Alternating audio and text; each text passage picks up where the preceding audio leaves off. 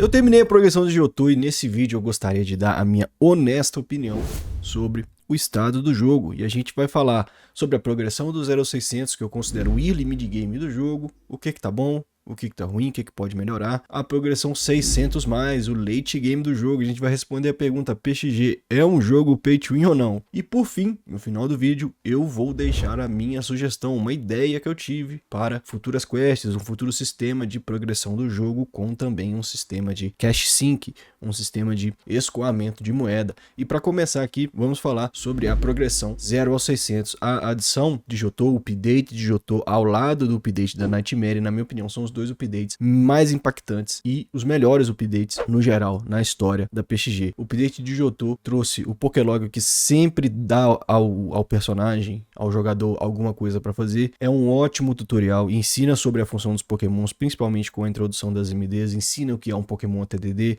ensina o que é um Pokémon para Hunt. Tem quests que são fáceis, tem quests que são mais difíceis, com certos desafios, não tem nada muito absurdo assim, mas são quests boas, com boas recompensas e com um bom nível de dificuldade. E no geral a progressão do 0 ao 600 atualmente, na minha opinião, muito boa, muito positiva. O jogo te dá tudo o que você precisa para você progredir até o level 600, até você alcançar o endgame. E se você tiver disponibilidade e condição, você pode fazer um donate para acelerar essa progressão, e o donate não é muito caro. Obviamente, se você quer donatar para ter tudo do bom e do melhor, todos os Pokémons Ataque 8, T1B e etc, logicamente isso vai sair caro, mas se o jogador quiser e tiver a condição de dar uma acelerada nessa progressão, não é muito caro fazer esse donate, o que eu acho muito positivo, o que traz aí uma opção para aquele jogador que não tem muito tempo, sem tirar ali o farm e a progressão daquele jogador que tem mais tempo, que dedica mais um pouco, e também não prejudica nada aquele jogador que joga ali na manha e não tá nem aí se ele tá level 600 ou se ele tá level 300, só quer tirar uma onda e se divertir ali no game. Muito positivo esse update, gostei muito e gostaria de parabenizar a equipe, mas esse não é o ponto principal do vídeo. A gente entra agora nos assuntos mais polêmicos da PXG e nós vamos responder a pergunta se a PXG é um jogo pay to win ou não, falando um pouco sobre a progressão dos 600+. E atenção!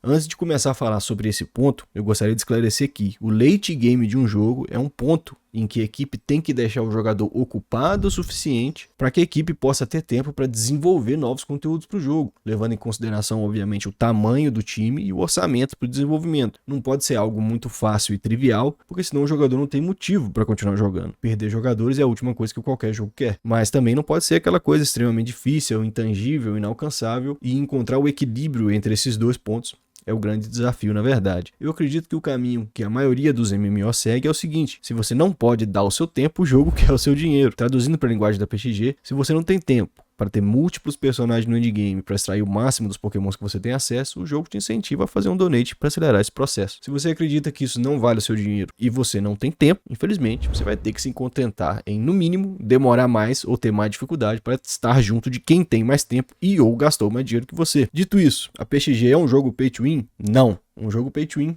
pagar para vencer, na minha visão, significa um jogo competitivo, onde alguém ganha, alguém perde, e no meio da decisão de quem ganha ou de quem perde, o dinheiro está envolvido. Para explicar isso melhor, a gente vai usar o método de comparação, começando com os dois extremos. Primeiro, um exemplo de jogo pay to win extremo é o MIFO, onde basicamente 99% da progressão do seu personagem é comprada na loja. É um jogo PVP, um jogo de guerra, um jogo de disputa de recursos que podem ser convertidos em dinheiro real dentro de sistemas do próprio jogo. Um jogador pode ser 1000 vezes melhor do que o outro e ainda perder para ele, simplesmente porque não gastou o suficiente. Isso é, por definição, um jogo pay to win. Por outro lado, existem jogos competitivos free to play. O melhor exemplo disso é, por exemplo, Valorant, Counter-Strike, League of Legends, onde de maneira alguma gastar te dá vantagem. Existe o argumento sobre equipamentos fora do jogo, mouse, monitor, mas considerando dois jogadores em condições iguais, vence o melhor. Levando isso em consideração, não existe competição dentro da PXG que seja criada pelo time de desenvolvimento. Não existe ranqueamento, diamante, prata, ouro. Obviamente, existe o rank de nível, mas em algum momento os jogadores vão bater de cara na parede do nível máximo de novo. E tem uma ressalva aqui: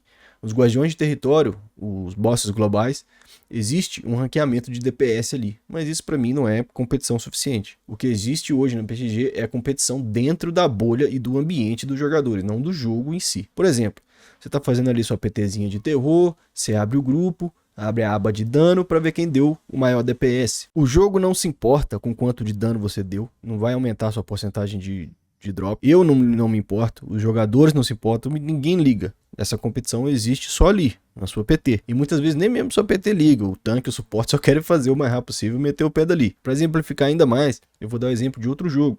Lost Ark. Nesse jogo, parecido aí com a PXG, você pode donatar para dar uma acelerada ali na sua progressão. O endgame desse jogo são raids, de geralmente ali 8 jogadores, e elas são divididas entre nível fácil e difícil, muito parecido com o que a gente tem aqui, com os terrores, né, no nível Nightmare, ou no nível normal ali, que é 525, esqueci o nome agora do modo, e você tem as MDs 500 e 600. Quando o jogo lança um novo conteúdo importante, acontece um evento chamado de corrida. O objetivo é concluir a nova raid no menor tempo possível e de maneira legítima. E para você pisar numa PT competitiva dessa, você tem que primeiro estar no máximo do máximo, seu boneco não pode ter onde melhorar. Em segundo, você tem que ter tempo. Geralmente essas PTs, esses jogadores jogam por mais de 10 horas por dia por umas 2 semanas. E depois que você passou nesses 2 qualificadores, você tem que ser bom no jogo. Essas raids são extremamente difíceis. Os jogadores têm que descobrir como solucionar as mecânicas, sobreviver e aplicar o máximo de DPS possível sem nenhum conhecimento prévio. Tudo isso para no final ganhar um título único que fica acima da sua cabeça, que só a sua PT tem. Parece pouco, né? Só um título. Mas esse título aí significa que você é muito bom no jogo, é rico na vida real e nunca abusou de bugs ou fez RMT. Quando uma PT completa esse desafio, os desenvolvedores checam manualmente todo o histórico do personagem. Se houver alguma transação suspeita ou abuso de bug, o seu personagem é banido e sua PT perde a run. Isso é competição criada e estimulada por sistemas do próprio jogo. Depois de tudo isso que eu falei, a conclusão é: a PXG é um MMORPG free-to-play com mecânicas pay-to-fast, economia extremamente inflacionada por mais de uma década de falta de estratégias de escoamento de moeda e que está em recuperação. Vai levar muito tempo para corrigir isso e tem que ter paciência. E para finalizar esse vídeo, eu vou deixar uma ideia que eu tive sobre progressão no endgame com um pouco de escoamento de moeda também. Atualmente, algumas quests da PXG têm algumas limitações de tentativas diárias com possibilidade de pagar para tentar novamente. E isso pode causar muita frustração em alguns jogadores. A minha sugestão para uma nova quest no endgame seria remover essa limitação, deixa o jogador ser livre para treinar e executar a quest quantas vezes ele quiser. Coloca o cash sync ou escoamento da moeda depois. Eu entendo também o posicionamento do time de desenvolvedores em evitar ali que o jogador se estresse ou tilt ou alguma coisa do tipo, mas fica aí a minha sugestão. Seria feita uma nova quest endgame, por exemplo, a Rainbow Hero. O jogador pode tentar ali à vontade e no final da quest ele recebe toda a recompensa, toda a XP, etc. E vai receber alguns fragmentos. Esses fragmentos o jogador leva até um NPC ou talvez, né, uma nova melhoria aí nas profissões, leva para um jogador, para uma profissão. Né? Já faz muito tempo que não tem nenhuma atualização grande assim nas profissões, seria interessante também. E aí esse NPC ou esse jogador vai fazer um craft de alguma joia, de alguma gema, de alguma coisa, levando esses fragmentos e cash. Essas joias ou itens, enfim, teriam substatus, por exemplo. Mais loot, mais dano, mais taxa de captura.